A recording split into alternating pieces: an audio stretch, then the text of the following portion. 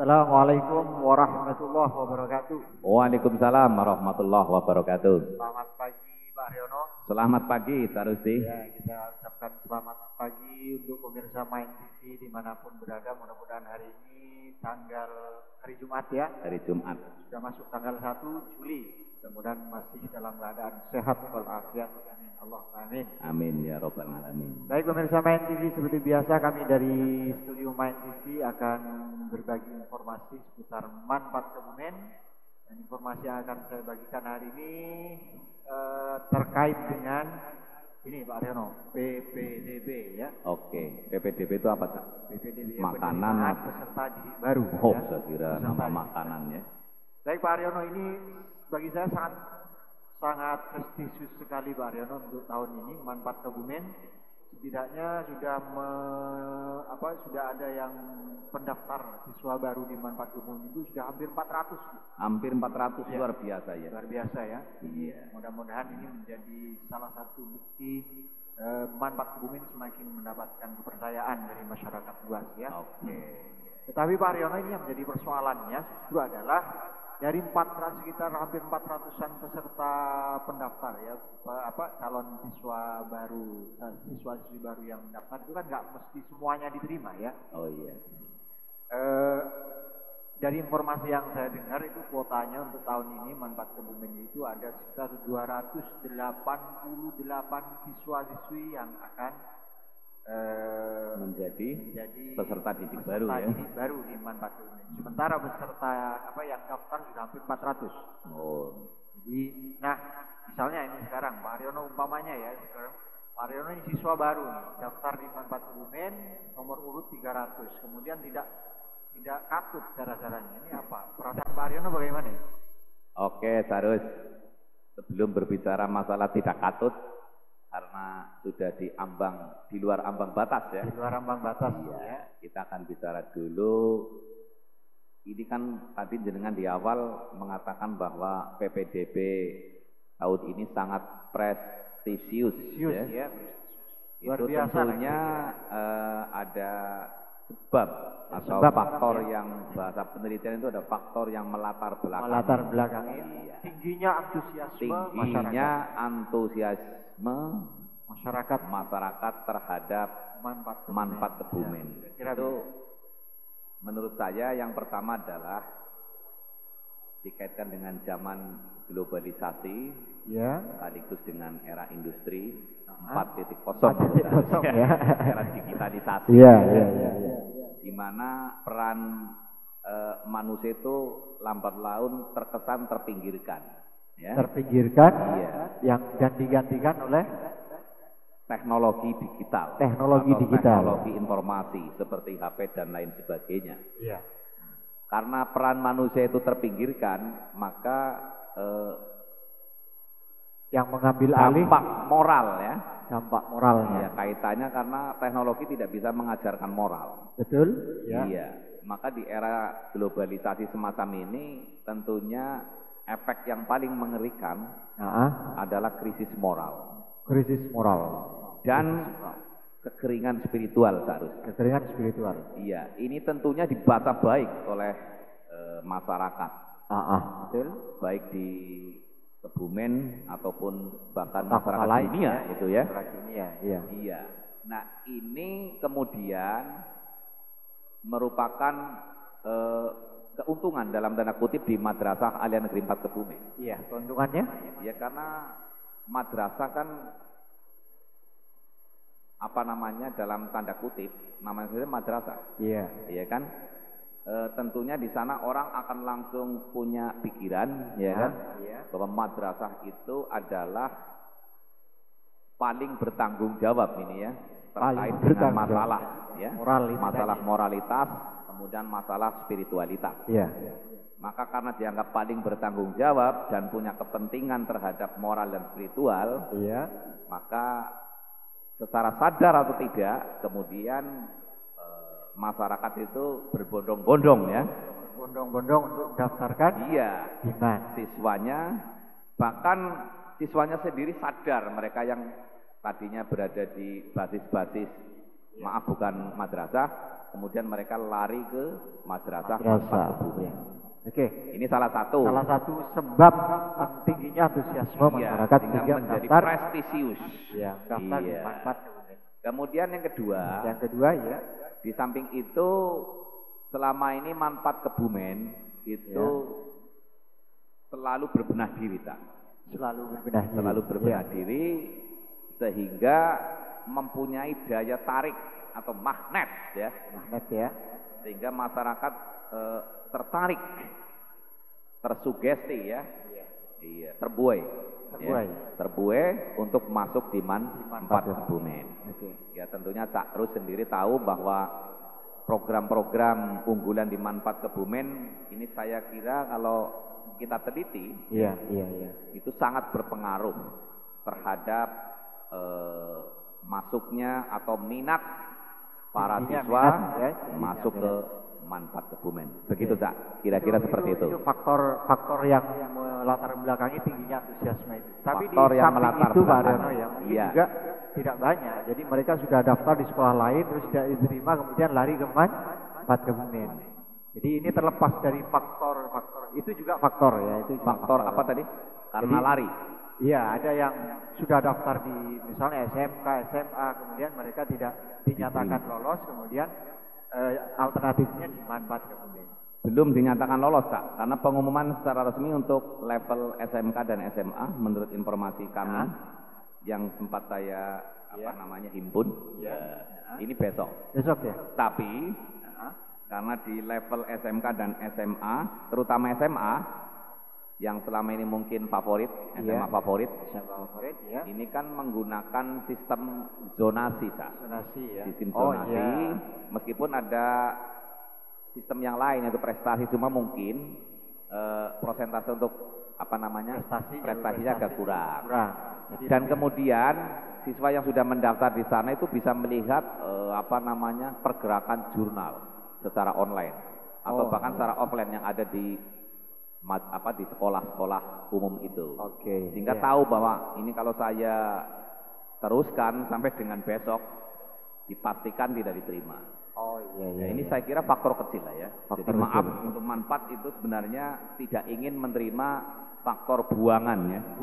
Betul. Iya, karena kesannya kok kurang bagus. Faktor buangan ya. Jadi barang buangan ditampung di Manfaat Kebumen. Tapi kalau itu fakta ya bagaimana menurut Cak Rus ini? Iya, kalau itu fakta memang harus diterima gitu kan. Harus diterima namanya fakta. Tapi gini Pak Aryono. Iya, monggo. Dalam tinjauan agama itu loh. Iya. Ya diterima saja. Diterima saja. Oke. Ya, tapi kita itu faktor-faktor itu mungkin banyak lah ya Pak Aryono. Ada yang mendaftarkan anaknya karena orang tuanya dulu alumni sini. Jadi banyak faktor yang melatar belakangi tingginya antusiasme masyarakat untuk daftar di Manfaat Kebumen. Tapi saya tertarik tadi untuk mengikuti salah satu faktor yang diajukan Pak Aryono terkait dengan masalah moral. Jadi kalau di bayangan banyak orang itu ketika sekolah di madrasah itu ada upaya untuk membenahi moral. Ada upaya untuk membenahi pengetahuan, meningkatkan pengetahuan keagamaan. Nah, ini secara tidak langsung ini menjadi semacam menjadi semacam kalau saya bahasakannya menjadi semacam tuntutan, terutama kepada tenaga pendidik, kepada para guru. Bagaimana untuk membuktikan, mewujudkan harapan orang-orang itu, mewujudkan harapan masyarakat. Artinya gini, kalau misalnya mereka daftar di MAN dengan harapan moral anaknya berubah, tapi setelah lulus tidak berubah, itu kan menjadi catatan buruk, gitu kan? Jelas. Bahkan menjadi malapetaka terbesar.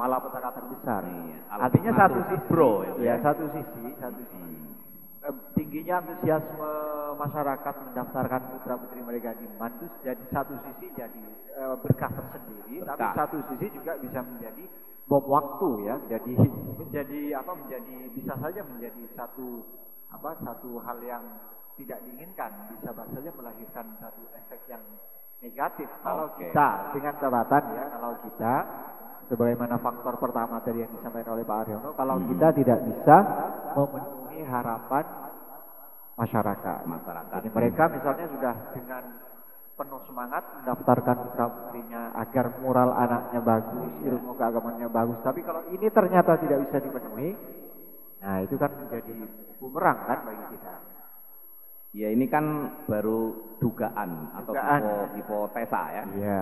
Belum ada penelitian secara langsung di lapangan, tapi menurut saya dugaan ini hampir benar karena mengkaitkan dengan teori tadi, ya kan, bahwa misi terbesar dalam pendidikan itu adalah perubahan tingkah laku, ya kan, perubahan moral, ya, akhlak, ya kan, sehingga menjadi manusia yang lebih baik. Dan atau dalam bahasa pendidikan itu memanusiakan manusia. Ini yang penting, Kak. Sebab kalau orang tua atau para siswa itu hanya terfokus kepada tujuan setelah sekolah atau setelah lulus itu mencari pekerjaan, itu saya kira ini sangat tidak adil. Karena konsep hidup itu kan harus seimbang, ya kan, antara kehidupan dunia dan juga kehidupan akhirat, gitu kan, sehingga sesuai dengan doanya itu kan, Robbana abdina fid dunya hasanah wa fil akhirati hasanah wa qina adzabannar. Shadaqallahul adzim. Baik, ya, terima kasih Pak Reno atas pemaparan yang luar biasa. Kemudian pemirsa Main TV yang saya hormati, yang saya banggakan, kita kembali ke tadi tema awal tentang PPDB ya, bahwa seperti yang kita tahu, antusiasme masyarakat mendaftarkan putra-putrinya di MAN 40 itu sangat tinggi. Bahkan hampir seperti data yang saya dapatkan itu sudah 400-an ya, 400-an pendaftar. Tapi sekali lagi kuota yang kita sediakan adalah 288. Jadi mungkin juga akan banyak yang terpental ya, akan banyak yang tidak diterima. Akan banyak juga calon siswi yang ditolak. Nah, harapan saya, mungkin juga Pak Haryono punya harapan-harapan lain. Harapan saya bagi mereka yang tidak bisa kami terima karena sekali lagi karena kuota sudah terpenuhi, itu nanti tetap semangat, tidak putus asa, tetap bisa melanjutkan sekolah ke beberapa sekolah lain, dan intinya jangan sampai misalnya ditolak di MAN kemudian jadi putus asa, Pak Haryono ya. Mungkin Pak Haryono punya harapan-harapan atau apa itu untuk mereka yang tidak bisa diterima di MAN 40 karena sudah melebihi kuota itu. Oke, Cak Rus. Jadi yang pertama harapan saya adalah pembenahan internal di sistem penerimaan PPDB MAN 4 Kebumen, Cak Rus. Karena selama ini kan maaf ya, bukan berarti tidak ada regulasi terkait dengan PPDB madrasah, ya kan? Tapi selama ini karena tradisi dari MAN 4 Kebumen itu kan terkait dengan siswa baru, itu kan belum ada sistem seleksi yang ketat untuk memasuki MAN 4 Kebumen. Maka daripada itu nanti perlu ada regulasi khusus ya kan, bagaimana nanti menjaring siswa ya kan, yang betul-betul punya minat terhadap madrasah. Sehingga mereka tadi yang disebutkan di awal oleh Cak Rus bahwa datang ke MAN atau daftar di MAN 4 Kebumen bukan karena faktor kecewa, karena dibuang oleh sekolah tertentu lain ya kan. Tapi betul-betul karena sudah ada niatan dari awal ya untuk masuk di MAN. Maka perlu di MAN 4 itu perlu menerapkan sistem seleksi yang ketat sehingga nanti menghasilkan produk yang kualitas dan bisa diharapkan, sehingga nanti mudah untuk kita Pak didik karena kita sebagai guru ya kan. Baik, kalau kita flashback ke belakang Pak Haryono, MAN 4 Kebumen ini selama 2 tahun terakhir ini sudah menunjukkan prestasi yang cukup baik di tingkat nasional ataupun internasional. Bahkan di Jawa Tengah juga tercatat pernah sudah menduduki peringkat ketiga ya sebagai madrasah terbaik dalam prestasi se-Jawa Tengah.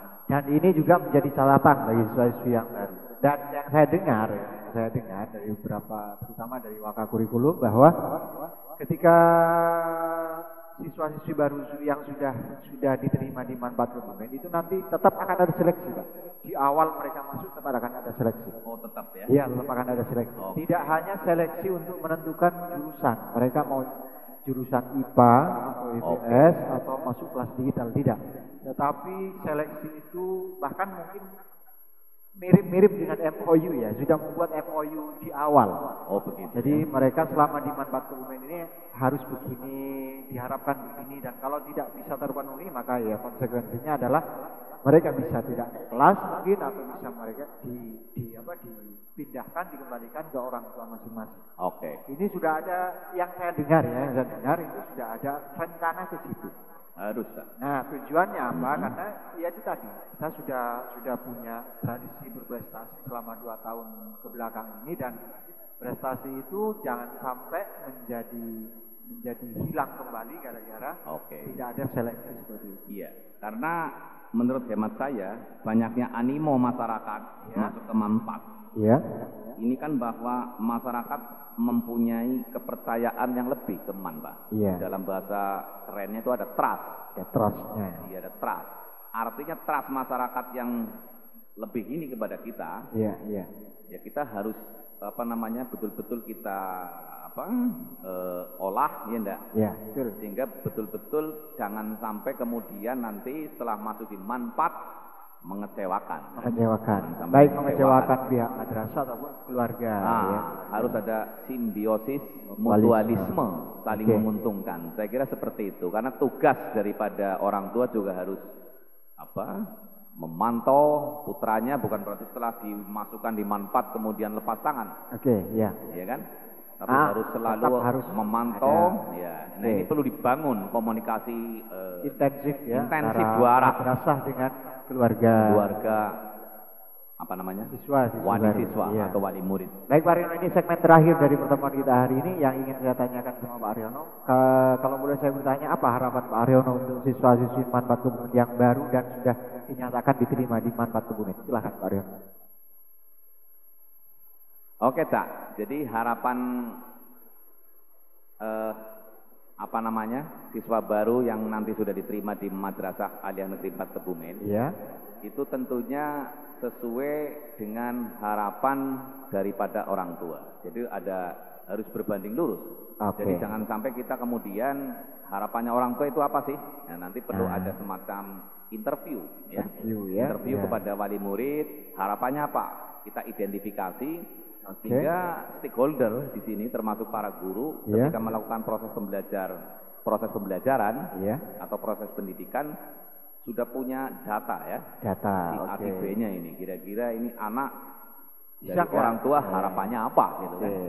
Sehingga betul-betul tadi saya katakan harus ada simbiosis ada komunikasi dua arah untuk saling mendidik Kalau kita mungkin lebih kepada keilmuannya, kan kita tidak bisa mendidik secara moral selama 24 jam. 24 jam. Paling-paling kan kita akan berakhir jam setengah 3 atau jam 4 kan begitu kan. Maka selebihnya nanti adalah menjadi tanggung jawab orang tua ketika mereka berada di rumahnya masing-masing. Jadi harapan kami sebagai salah satu guru nih, saya bukan kepala madrasah atau waka, ada tapi punya impian. Setelah masuk Manfaat, yang jelas secara moral, secara spiritual lebih baik. Bahkan lebih unggul dibanding dengan madrasah-madrasah lain. Kan?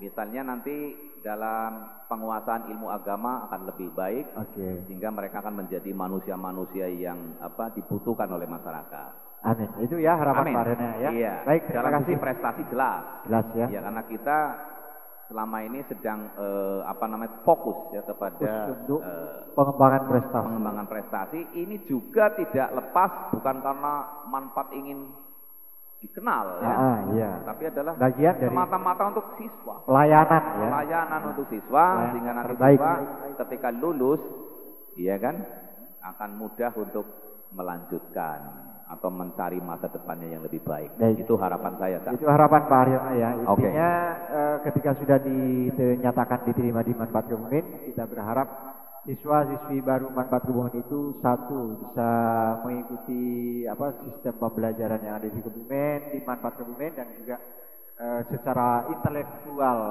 lebih bagus dan juga secara moral spiritual juga lebih bagus. Itu Pak Aryono harapan kita. Baik Pak Aryono, terima kasih atas bincang-bincangnya karena kita sudah sampai pada segmen terakhir dan harus menutup perjumpaan kita kali ini.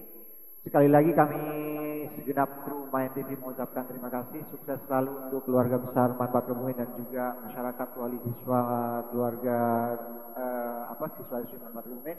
Dan kita ketemu kembali dalam acara berikutnya. Terima kasih. Assalamualaikum warahmatullahi wabarakatuh. Waalaikumsalam warahmatullahi wabarakatuh.